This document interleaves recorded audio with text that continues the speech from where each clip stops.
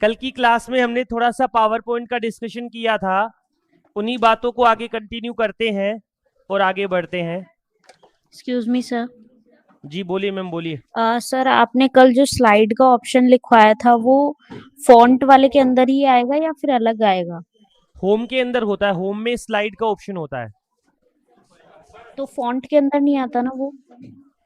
Home के बगल में, सॉरी, होम के अंदर ही फॉन्ट होता है, उसी के अंदर स्लाइड होता है। Okay sir. Ma'am power point शुरू करना पड़ेगा, ऐसे बिना उसके समझ आएगा नहीं आपको। लैपटॉप कंप्यूटर में कहीं न कहीं एक बार देखना पड़ेगा उसे। और सर, रिव्यू टैब और व्यू टैब भी होते हैं क्या इसमें? होते हैं ना, लिखाए होंगे मैंने शायद, नहीं तो अभी लिखा दूंगा। लास्ट क्लास में हमने पावर पॉइंट के बारे में थोड़ी बहुत बातचीत कर ली थी। 5-7 मिनट और करेंगे, फिर इंटरनेट वाला टॉपिक स्टार्ट करना है, उसमें थोड़ा इंटरेस्ट आएगा। ये ठीक है मामला? कल का दे दो मुझे, क्या किया था। ठीक है, मोशन पाथक हो गया। चलिए अगले का नाम लिखना है आपको।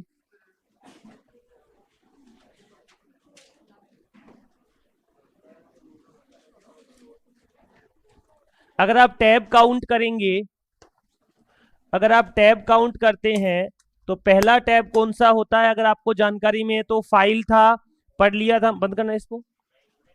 पहला फाइल था, दूसरा कौन सा था? होम था, तीसरा कौन सा था? इंसर्ट, चौथा डिजाइन। पेज लेआउट की जगह कौन सा आ गया? डिजाइन। अगला कौन सा था? ट्रांजिशन। अगला कौन सा था? एनिमेशन। उससे अगला कौन सा है? Slide show. 7 नंबर हो गया। 8 9 होते हैं इसमें, ये कितने नंबर है? 7 नंबर। इस स्लाइड शो में सारी की सारी शॉर्टकट की होती है। इस स्लाइड शो में थ्योरी में क्या है मैं बता रहा हूं। स्लाइड शो को एक तो होता है हमें क्या करना? स्टार्ट करना। ठीक है मेरी बात? दूसरा होता है स्लाइड शो को क्या करना? एंड करना।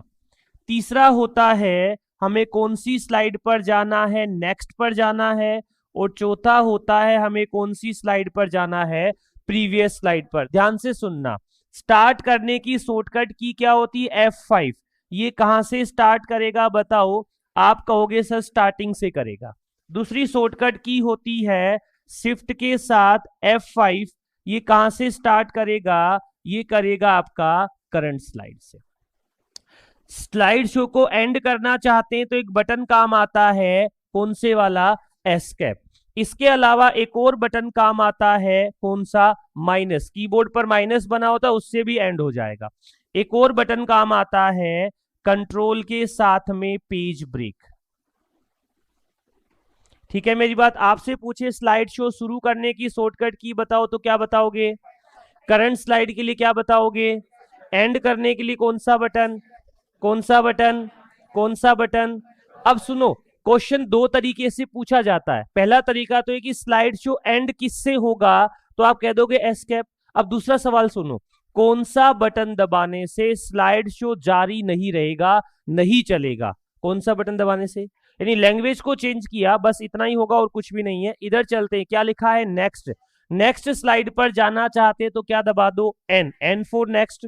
दूसरा बटन होता है, आप दबा सकते हो पेज डाउन, कीबोर्ड पर बना होता है।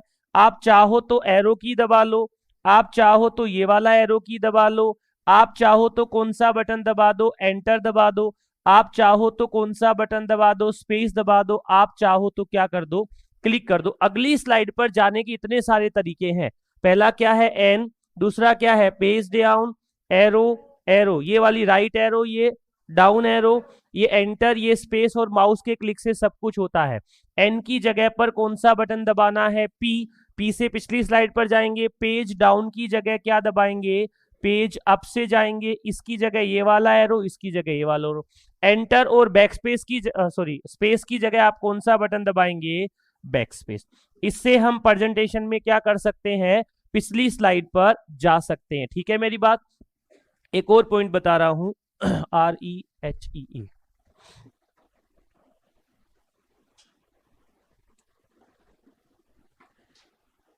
एक वर्ड है रिहर्स टाइम। एक स्लाइड को प्रेजेंटेशन में पूरा होने में जो समय लगता है उस टाइम को क्या कहा जाता है? Rehearse time. जनरली ये सवाल पूछते हैं। इसके अलावा हम चाहें तो प्रेजेंटेशन में किसी स्लाइड को क्या कर सकते हैं? हाइड भी कर सकते हैं और साथ में क्या किया जा सकता है, अनहाइड भी किया जा सकता है। जनरल सी बात है। तो स्लाइड शो में स्लाइड को पूरा होने में लगने वाला समय, स्लाइड को क्या कर सकते हैं, हाइड भी कर सकते हैं और साथ में क्या कर सकते हैं, अनहाइड भी किया जा सकता है। ये हम जो बात कर रहे थे कौन से मेन्यू की है, स्लाइड शो की। पावर पॉइंट में ज्यादातर सवाल शॉर्टकट्स की से संबंधित पूछे जाते हैं। तो यहां से हमने 5-6 शॉर्टकट की डिस्कस की है। सबसे पहले स्टार्ट करने की, फिर हमने कहा एंड करने की, फिर अगली स्लाइड में जाने की, फिर पिछली स्लाइड पर आने की। प्रीवियस का मतलब पिछली स्लाइड होता है, नेक्स्ट का मतलब अगली स्लाइड होता है। एक प्रेजेंटेशन में रिहर्स टाइम होता है। आप ऐसा भी कह सकते हैं एक स्लाइड से दूसरी स्लाइड पर जाने में जो समय लगता है उसे भी रिहर्स टाइम का नाम देते हैं, क्योंकि एक स्लाइड को जो पूरा होने में समय होगा वही एक से अगली पर जाने में समय होगा। मतलब एक नंबर में अगर मान लो 30 सेकंड लगते हैं तो 2 नंबर पे जाने पे एक नंबर से कितना टाइम लगेगा, 30 सेकंड। अब अगले में 30 लग रहा है, अगले में भी 30 लग रहा है, ऐसे हम समय काउंट कर लेते हैं। ठीक है मेरी बात, चलिए लिख लीजिए। कुछ पूछना हो तो साथ के साथ बोलते जाइएगा। तो ये नेक्स्ट में एन क्या है, एन एन कीबोर्ड पे बटन होता है मैडम। ओके। सर ये पेज डाउन होगा या पेज अप होगा सर? नेक्स्ट क्या के कह रहे लिए, हो सर? नेक्स्ट के लिए पेज अप नेक्स्ट होगा या नेक्स्ट के लिए? Page down. सर आपने एक्सेल पढ़ा था जब बोला था, कहीं वहां उल्टा लगा दिया, बोला कि मैंने एमएस पावर पॉइंट से नहीं लिखवा उसमें दिया सही कर दिया था ना, उस दिन कर दिया था। फिर कंट्रोल वाला ऑप्शन उल्टा किया था अपन ने, ओके। यानी कंट्रोल वाला उसमें काम आता है, इसमें नहीं आता है।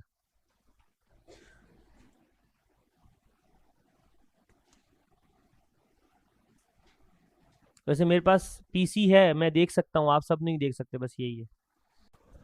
सर जो ये रिहर्स टाइम है इसको यहीं से घटाया बढ़ाया जा सकता है क्या इसी मैं उस पे जितने एलिमेंट्स होंगे उसी के हिसाब से कम ज्यादा होगा।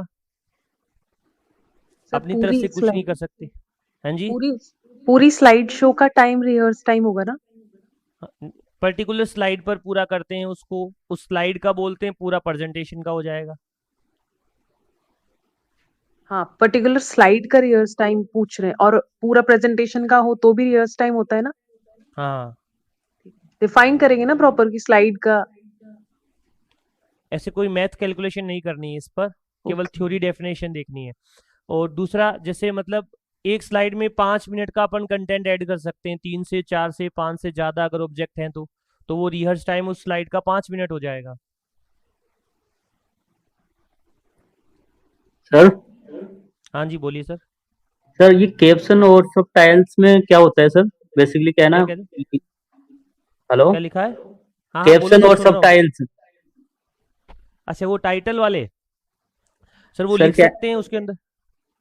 हाँ हाँ बताइए ना दोबारा सर। बोलो सर। सर कैप्शन और सब टाइल्स का क्या मतलब होता है सर? सर कुछ लिखते हैं ना ऊपर, जैसे हेडिंग, हेडिंग को अपन कंप्यूटर की भाषा में कैप्शन बोलते हैं। एक टेबल बनाया अपन ने दिया टेबल 1, और टेबल 1 किसकी है, मान लो रिजल्ट ऑफ 10th क्लास है, तो जो table 1 result of 10th class लिखा वो कैप्शन होता है। टेबल की जो हेडिंग होती है ना उसको कैप्शन नाम से जानते हैं। Okay sir.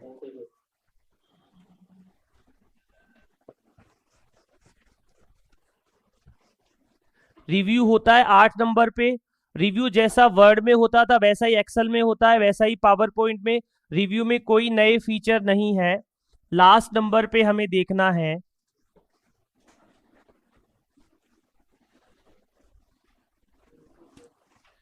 लास्ट नंबर पे हमें देखना है व्यू। व्यू से सवाल ज्यादातर हम लोगों से पूछे जाते हैं। कौन से पूछे जाते हैं? व्यू से। कितने नंबर पे आएगा? 9 नंबर पे। 8 पे रिव्यू होता है। जैसा रिव्यू वर्ड में होता था वैसा ही किसमें होता है, एक्सेल में, और वैसा ही किसमें होता है, पावर पॉइंट में। कॉमन है रिव्यू के अंदर कौन कौन से ऑप्शन थे, अगर आपको याद है तो स्पेलिंग और ग्रामर वाले याद होंगे। प्रूफिंग वाला जो ऑप्शन हम डिस्कस कर रहे थे, उसके अलावा रिव्यू में कौन सा ऑप्शन होता है, थेसर्स वाला होता है, कमेंट इंसर्ट करने वाला होता है, कंपेयर वाला भी होता है। ये सारे ऑप्शन कहां पर जाके आते थे, आपके रिव्यू के अंदर आते थे। ठीक है मेरी बात। अब आपको मैं कुछ चीजें जो नॉर्मल वाली बता रहा हूं, आप समझने की कोशिश करना। उनका सवाल प्रेजेंटेशन के केस में बहुत अच्छे से पूछा जाता है। ये सबसे इंपॉर्टेंट प्रश्न है पावर पॉइंट का, प्रेजेंटेशन के व्यू।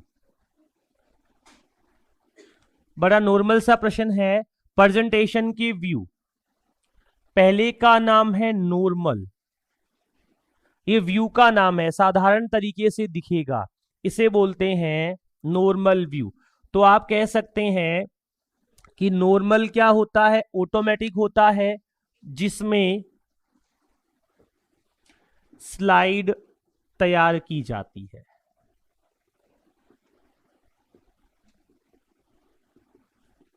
क्या की जाती है, जिसमें स्लाइड तैयार की जाती है। आप पावर पॉइंट में जाके देखेंगे तो ऐसे आपकी स्लाइड दिखेगी। यहां ऊपर एक बॉक्स बना होगा टाइटल का, नीचे एक बॉक्स बना होगा सब टाइटल का, इधर की साइड आपको लिखा मिलेगा यहां पर स्लाइड, और स्लाइड के आगे बगल में यहां पर एक और ऑप्शन लिखा मिलता है जिसे हम कहते हैं आउटलाइन। क्या कहते हैं, आउटलाइन। जूनियर अकाउंटेंट 2016-15 में पेपर लगा था, उसमें पूछा गया था कि प्रेजेंटेशन जब चालू करते हैं तो प्रेजेंटेशन के अंदर स्लाइड के साथ में किसका ऑप्शन दिखाई देता है, तो स्लाइड के साथ में किसका ऑप्शन दिखाई देता है, आउटलाइन का। ये नॉर्मल व्यू की बात कर रहे हैं।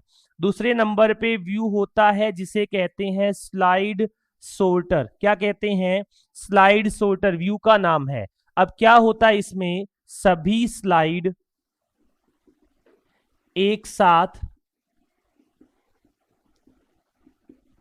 छोटे रूप में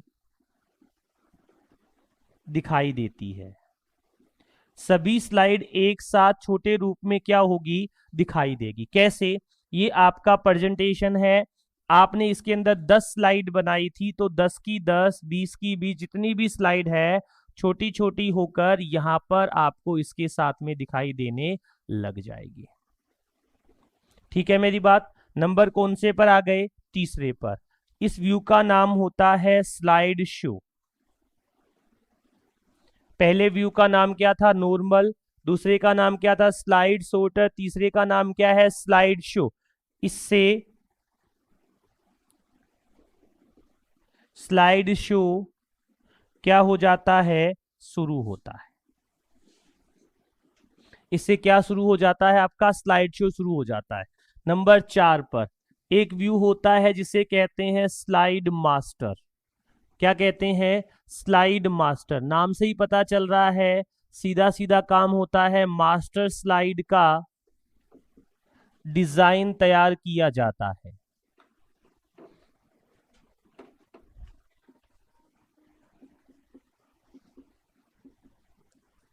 नंबर 5 पर हैंडआउट मास्टर। इसमें हैंडआउट को देखा व एडिट किया जाता है। अब हैंडआउट क्या होते हैं, जैसे आप कोई प्रेजेंटेशन देखते होंगे, प्रेजेंटेशन में ऊपर तो चित्र दिखते रहते हैं, नीचे कुछ लिखा हुआ आता रहता है कि ये ऐसे होगा, ये ऐसे होगा, नीचे से देखकर भी पढ़ देते हैं। कई बार आप कोई वीडियो देख रहे होते हैं, ऊपर चित्र चलते हैं, नीचे वो इंग्लिश में गाना क्या है ऐसा लिखा हुआ आता है, देखा होगा, जो बोल रहा है वो लिखा हुआ आ जाता है, यानी आप उसे पढ़ सकते हैं, देख सकते हैं, तो उसे ही हम हैंडआउट से रिलेटेड यूज करते हैं। नंबर 6 पर एक और बस जिसे कहते हैं नोट्स मास्टर। इसमें नोट्स को देखा व एडिट किया जाता है। एक लाइन और, पावर पॉइंट खत्म है। देखा व एडिट किया जा सकता है। बताओ, एक पॉइंट बताया था अपने, कौन सा साइज था, याद हो तो आपको, कौन सा साइज था, जूम साइज। कितने परसेंट से कितना परसेंट होता है, 10 से कितना परसेंट होता है, 400। और ये ऑटोमेटिक वाला याद रखना है, कितना होता है, 68%। लिख लीजिए, फिर आगे बात करेंगे। सर मास्टर स्लाइड क्या होगी? मैम, मैं आपको एक रिक्वेस्ट करता हूं कि पावर पॉइंट चालू करना पड़ेगा, उसके बाद ही पता चलेगा ये। इसे केवल मैं थ्योरी में बता सकता हूं, कि मास्टर स्लाइड पहली स्लाइड होती है, मुख्य स्लाइड होती है जिसका अपन कलर साइज वगैरह चेंज करते हैं। आज से थ्योरी पढ़ाऊंगा, इससे ज्यादा अच्छे से समझ आएगी।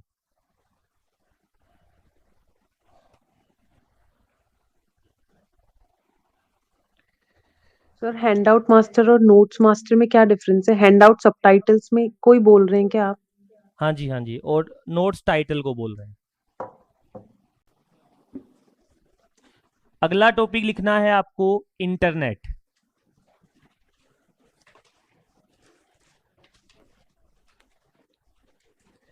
अगले टॉपिक का नाम लिखना है सभी को इंटरनेट।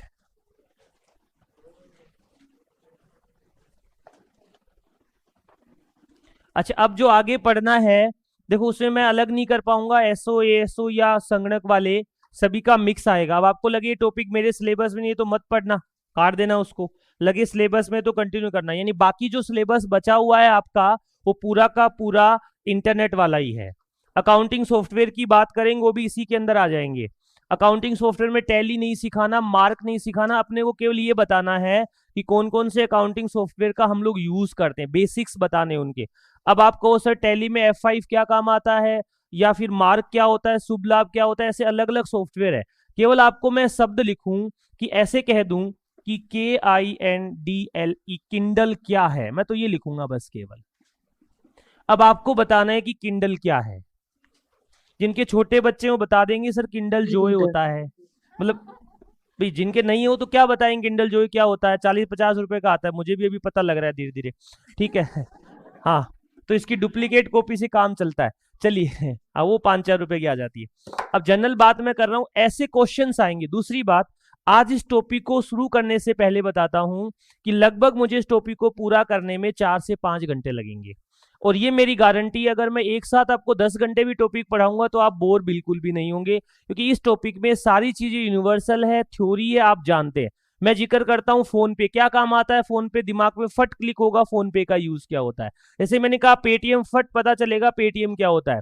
ई कॉमर्स का नाम लेते ही आपके दिमाग में आ जाएगा फ्लिपकार्ट का दिवाली ऑफर चल रहा होगा, अभी बिग सेल चल रही होगी। खूब सारी बातचीत करनी है। तो ये जो टॉपिक अब आगे आने वाला है, इसमें आपको ज्यादा नहीं सोचना पड़ेगा। स्क्रीन पर देखेंगे, मतलब बोर्ड से देखेंगे तो आपको सारी जानकारी पता चल जाएगी। कुछ शब्द हमें सीखने पड़ेंगे, उनके बारे में बात करेंगे। चलिए कोई बात नहीं, आज मैं आपको इंटरनेट के बारे में, अच्छा किंडल क्या है ये रह गया, कोई बता सकता है व्हाट इज किंडल?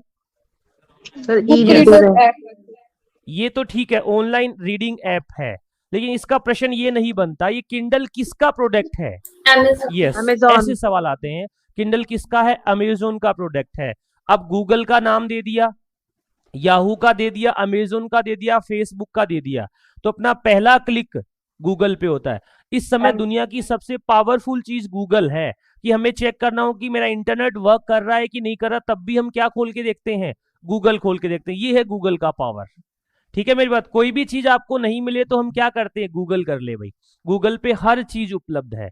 दाल में नमक ज्यादा हो गया तो लड़ाई नहीं करनी अगली से, गूगल पे देखो क्या करें, बोल नींबू डाल लो, मतलब ये गूगल बताएगा आपको कि नमक ज्यादा हो गया सब्जी में, तो अगले बनाने वाले को दोष नहीं देना कि तूने गलत बनाई, नमक ज्यादा, बोले एक नींबू ला इसमें डाल देते हैं, तो उससे वो दही डाल लो, मतलब खट्टा थोड़ा डालने से वो नमक सही हो जाता है। ये गूगल ने सिखाया है। चलिए, मैं तो मेरा अनुभव बता रहा हूँ, आप धीरे धीरे। अच्छा देखो, मैं ज्यादा बात इसलिए नहीं करूंगा, रिकॉर्ड हो रही है, फिर बच्चे कहेंगे सर बातचीत कर रहा था, पर इस टॉपिक में मुझे बात खूब करनी पड़ेगी आपसे, क्योंकि पूरा का पूरा प्रैक्टिकल के साथ में थ्योरी है। आप इन सारी एप्लीकेशंस का यूज करते हैं। जैसे मजाक नहीं कर रहा मैं आपको, आपने अपने मोबाइल में पक्का 101% या तो खाता बुक डाल रखी होगी, या ओके क्रेडिट वाली एक एप्लीकेशन आती है वो डाल रखी होगी, या और पगार बुक, कोई न कोई एप्लीकेशन अपने मोबाइल में पक्का रहती है। खाता बुक में क्या है, अगर आप ज्यादा लेन देन करते हो, कितना खर्चा कर रहे हो, वो सब कुछ खाता बुक के अंदर डल जाता है। अप टू डेट इंफॉर्मेशन रहती है, जिसे पैसे मांगते हो उस पर क्लिक कर दो, मैसेज चला जाएगा। एज ए कंपनी के नाते तो हर आदमी के पास ऐसा है, या जो खर्चा ज्यादा करता है, कितना हो रहा है मैनेज करने के लिए, हम इनका यूज करते ही करते हैं। तो ये भी आपके अकाउंटिंग एप्लीकेशन में शामिल होंगे। मैं एक जनरल सा प्रश्न पूछ रहा हूं, किंडल वाला तो क्लियर हुआ कि जैसे हम ई बुक पढ़ते हैं ना, तो किंडल एक प्रकार का ई बुक प्लेटफॉर्म है जो अमेजन ने डेवलप किया है, ठीक है। तो कई बार ऐसे जनरल से सवाल आते हैं कि किंडल क्या है। अब देखो इतनी सारी बातें मैं क्लास में करवा भी नहीं पाऊंगा। मतलब हुआ कि फेसबुक है, गूगल है, मैं आपसे जनरल सवाल पूछूं, सपोज करो, सच सच बताना ईमानदारी से, हाँ या ना में ऑनलाइन वाले जुड़कर, आपके मोबाइल में फेसबुक बंद हो जाए तो क्या चलाओगे? इंस्टाग्राम चला लेंगे, ठीक है। इंस्टाग्राम भी बंद हो जाए तो क्या चलाओगे? टेलीग्राम, व्हाट्सएप चला यूट्यूब। लेंगे। हाँ हाँ, मैं ये बात कर रहा हूँ। व्हाट्सएप चला बंद हो गया तो क्या चलाओगे? रुकोगे नहीं, मतलब ब्रेक कहीं नहीं आने दोगे आप। जैसे टेलीग्राम बंद कर दिया तो व्हाट्सएप भी बंद हो गया, तो मैसेज भी बंद हो गया तो कॉल कर लेंगे सर, पर अपना जो काम है वो कंटिन्यू रखेंगे। जैसे 2 दिन नेट बंद हो गया, तो नेट बंद हो गया तो ना तो मोबाइल में कोई वीडियो पड़ा, फिर कोई गेम पड़ा था वो खेल रहे थे, या किसी बार बार मोबाइल को देख रहे, यार नेट बंद है आज तो क्या करें। तो मैं जनरल मैसेज बता तो रहा ऑन है हूँ सर, है जी, क्या कह रहे मैसेज हैं तो सर? ऑन है ना सर।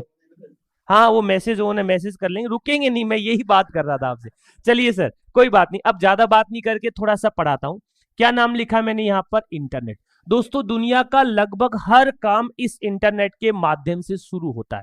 मैं एक छोटा सा शब्द यूज कर रहा हूं, इंटरनेट की जगह एक बार एक वर्ड इस्तेमाल करते हैं, नेटवर्क। दुनिया भर के बहुत सारे कंप्यूटर आपस में जुड़ के नेटवर्क बनाते हैं, और ये एक प्रकार का पब्लिक नेटवर्क होता है। मैं ये कहूं कि एक बंदा है अपने पास सेंडर, जो डेटा क्या करता है? सेंड करता है, और दूसरा बंदा नेटवर्क में क्या होता है? रिसीवर होता है, जो डेटा को क्या करता है? रिसीव करता है। भाई साहब एक बात बताना, सेंडर डेटा रिसीवर को सेंड करेगा, या कभी ऐसा हो सकता है इधर से डेटा आएगा तो ये रिसीव कर लेगा?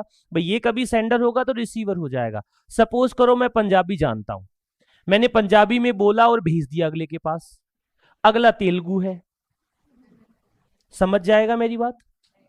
यानी कम्युनिकेशन की डेफिनेशन क्या होगी कि आपने जो बोला ना भाई, अगला बंदा क्या होना चाहिए? समझना चाहिए। यहां पर कुछ ना कुछ कम्युनिकेशन यूज करना पड़ेगा, और इसके लिए हम कुछ ना कुछ नियम या रूल या प्रोटोकॉल का इस्तेमाल करते हैं। वो एचटीटीपी वगैरह वो लगा होता है, पी मतलब ऐसे एफटीपी लगा होता है, उसका रीजन वो रूल या प्रोटोकॉल होते हैं। मतलब यहां से सेंडर जब भी डेटा भेजेगा रिसीवर के पास, तो रिसीवर उसे समझना चाहिए, ये कम्युनिकेशन या संचार होता है।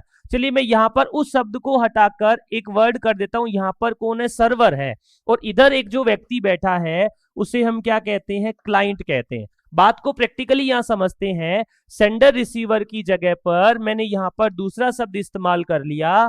पहला कौन सा था? सर्वर, दूसरा कौन सा था? क्लाइंट। यानी हम जब भी फेसबुक पे कुछ डेटा अपलोड करते हैं, भेजते हैं, या फेसबुक से कुछ डेटा लेकर आते हैं, वो डाउनलोड करना होता है। तो मेरी परिभाषा क्या हुई? सर्वर से डेटा कहां पर जा सकता है? क्लाइंट पर, और क्लाइंट से डेटा कहां पर आ सकता है? सर्वर पर।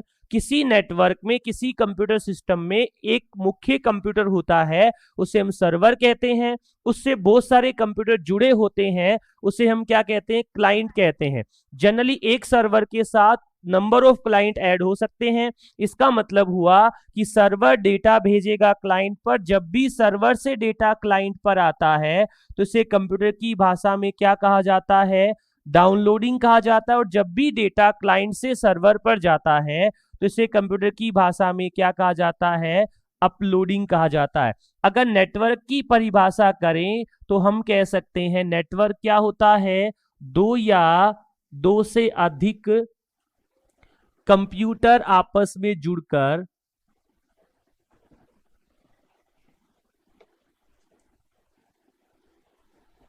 क्या बनाते हैं? कंप्यूटर नेटवर्क बनाते हैं। सिंपल परिभाषा बनाई अपने इंटरनेट के साथ। नेटवर्क की डेफिनेशन होती है कि दो या दो से अधिक कंप्यूटर आपस में जुड़कर क्या बनाते हैं? नेटवर्क। अब आप मुझे कहो सर नेटवर्क का उद्देश्य क्या होता है? ऑब्जेक्टिव क्या होता है? क्यों बनाया जाता है नेटवर्क? दोस्तों एक लाइब्रेरी का एग्जांपल लेते हैं, एक साइबर कैफे का एग्जांपल लेते हैं। एक साइबर कैफे में 10 कंप्यूटर लगे होते हैं, तो क्या वो 10 प्रिंटर लगाए? क्या 10 प्रिंटर लगाएगा? यानी वो उन 10 कंप्यूटर में प्रिंटर को शेयर करने के लिए किसका इस्तेमाल करता है? प्रिंटर एक प्रकार का क्या होता है? हार्डवेयर होता है। प्रिंटर एक प्रकार का क्या होता है? हार्डवेयर होता है। मतलब नेटवर्क का एम क्या होता है? कम्युनिकेशन तो होता ही होता है। नेटवर्क का एम क्या होता है? कम्युनिकेशन, यानी संचार करना तो होता ही होता है, प्लस साथ में जो हार्डवेयर उसमें है उन्हें क्या करना? आपस में शेयर करना। दूसरी बात बताओ, अपने घर में अगर हम 4 पीसी चला रहे हैं, 5 पीसी चला रहे हैं, तो क्या 5 इंटरनेट कनेक्शन लें कि एक से ही काम चल जाएगा? इंटरनेट कनेक्शन को अपन हार्डवेयर की जगह किस टर्म में इस्तेमाल कर लें कि भी हम किसका इस्तेमाल कर रहे हैं, सॉफ्टवेयर का, तो इन सभी को शेयर करने के लिए, साझा करने के लिए हम लोग किसका इस्तेमाल करते हैं, नेटवर्क का इस्तेमाल करते हैं। नेटवर्क की रिलायबिलिटी क्या होती है, नेटवर्क की प्रॉपर्टीज क्या होती है, तो आप कहेंगे सर ये हार्डवेयर शेयर कर सकता है, ये कम्युनिकेशन कर सकता है, और ये क्या कर सकता है, सॉफ्टवेयर भी शेयर कर सकता है। नेटवर्क की डेफिनेशन में ये कहें तो दो या दो से अधिक कंप्यूटर आपस में जुड़कर क्या बनाते हैं, क्या बनाते हैं, नेटवर्क बनाते हैं। मैं एक नेटवर्क का नाम लिख रहा हूं जिसे मैं इंटरनेट की बजाय कौन सा नेटवर्क कह रहा हूं, इंट्रानेट कह रहा हूं। इंटरनेट नहीं कह रहा मैं, क्या कह रहा हूं, इंट्रानेट कह रहा हूं। तो आप इंट्रानेट और इंटरनेट का फर्क समझना, फिर हम बात समझा देंगे, आप कॉपी में लिख लेना। दूसरा वर्ड कौन सा है, इंटरनेट।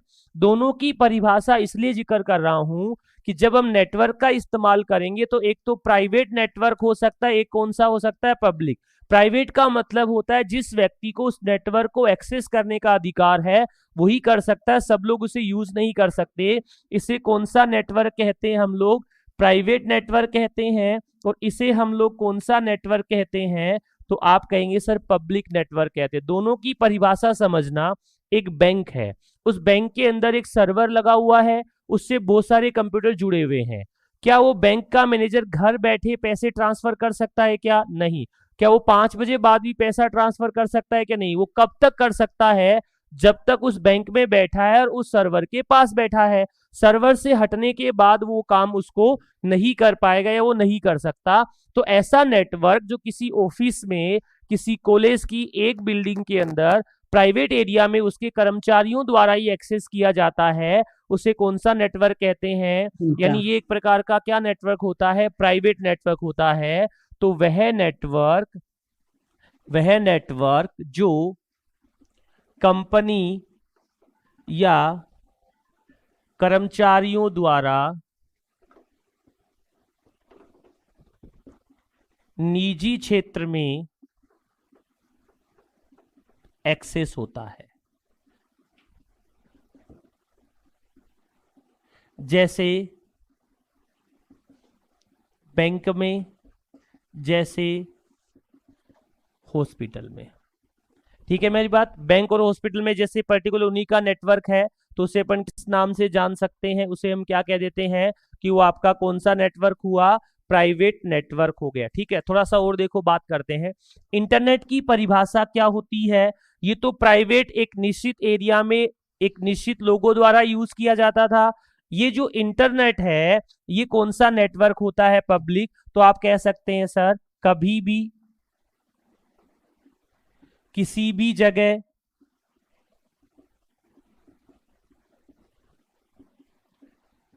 सभी लोगों द्वारा क्या किया जा सकता है, एक्सेस किया जा सकता है। इस पर हर प्रकार की क्या रहती है, जानकारी। इंटरनेट से आपको जो भी जानकारी चाहिए वो आराम से मिल जाएगी। अब थोड़ी बहुत इंटरनेट के बारे में बात करते हैं। आपके मन में पहला प्रश्न बना होगा कि दुनिया का सबसे पहला नेटवर्क या पहला इंटरनेट कहां पर शुरू हुआ था, कब हुआ था। तो आप बताएंगे दुनिया में सबसे पहले इंटरनेट की शुरुआत कहां पर हुई थी, तो आप कहेंगे सर अमेरिका में। दुनिया में सबसे पहले इंटरनेट की शुरुआत कहां पर हुई थी, अमेरिका में। कब हुई थी, 1969 में। जिस नेटवर्क के नाम से शुरू किया गया तो उस नेटवर्क का नाम क्या था, एरपानेट। जिस नेटवर्क के नाम से शुरू किया गया था उसका नाम इंटरनेट नहीं था, उसका नाम क्या था, एरपानेट था। ठीक है मेरी बात। एरपानेट का फुल फॉर्म होता है advanced research project agency network. America के सुरक्षा विभाग द्वारा किसने शुरू किया था इसे, अमेरिका के सुरक्षा विभाग ने शुरू किया था। अमेरिका वाली बात को भूलकर चलते हैं कहां पर, भारत में। ये हमारे लिए इंपॉर्टेंट है। भारत में इंटरनेट स्टार्ट हुआ था 15 अगस्त 1995 में। पहला प्रश्न आज के दिन का, भारत में इंटरनेट की शुरुआत कब हुई तो क्या बताएंगे? 15 अगस्त 1995 में भारत में इंटरनेट की शुरुआत हुई थी। शुरू करने वाली कंपनी का नाम था, अगर आप लिखना चाहें तो, VSNL। अब आप कहेंगे सर VSNL क्या होता है? तो आजकल आप BSNL यूज करते हैं, भारत संचार निगम लिमिटेड। उस समय क्या था? VSNL था। नाम क्या था उसका? विदेश संचार, और अगला वर्ड कौन सा है? निगम, और अगला वर्ड कौन सा है? लिमिटेड। एक प्रश्न लिखाऊंगा, फिर इसे लिखना है। और कहां पर शुरू हुआ था तो आप बता सकते हैं, मुंबई के पोस्ट ऑफिस में। अब मुझे बताओ, दुनिया में सबसे पहले इंटरनेट कहां पर शुरू हुआ था? अमेरिका में। कब अमेरिका में हुआ था? 1969। 1969 में। अच्छा, किस नाम से शुरू हुआ था? एर्पानेट। आपसे एर्पानेट का पूरा नाम पूछ लेते हैं, या दुनिया का सबसे पहला नेटवर्क कौन सा था ये पूछ लेते हैं, कहां पर शुरू हुआ ये पूछ लेते हैं। तो आप बताएंगे advance research project agency network, America के सुरक्षा विभाग द्वारा कम्युनिकेशन के लिए यूज में लिया गया। भारत में कब शुरू हुआ था? 15 अगस्त 1995 में। किसने शुरू किया था? VSNL, विदेश संचार निगम लिमिटेड ने। कहां पर? मुंबई के पोस्ट ऑफिस में। और इसका नाम टेक्निकली था गेटवे। किस नाम से शुरू किया गया था इसे?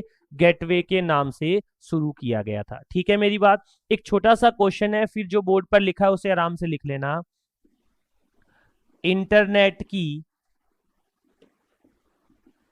सेवाएं है या नहीं है, कर देता हूं। पहला, सब्जी खरीदना।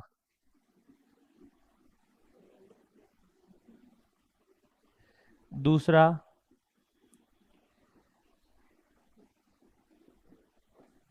पत्नी खोजना। तीसरा, कार चलाना। चौथा,